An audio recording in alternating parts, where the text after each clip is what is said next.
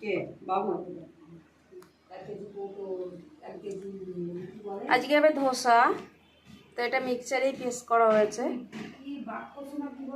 এটা হচ্ছে ধোসা, ও বাগানা জোল কচু, মশলা মশলা।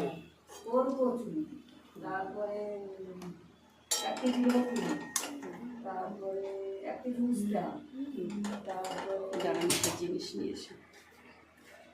রসুন, এটা হচ্ছে বাটারটা একটু হালকা করে নেওয়া। আম 2 কেজি আম, ছেলে খায় কাঁচা কাঁচা শুকনো লঙ্কা দিয়ে, মেয়ে ছেলের মতো খায়, তাই তারপর লেবু। ঘরোয়া প্রক্রিয়ায় ধোসা।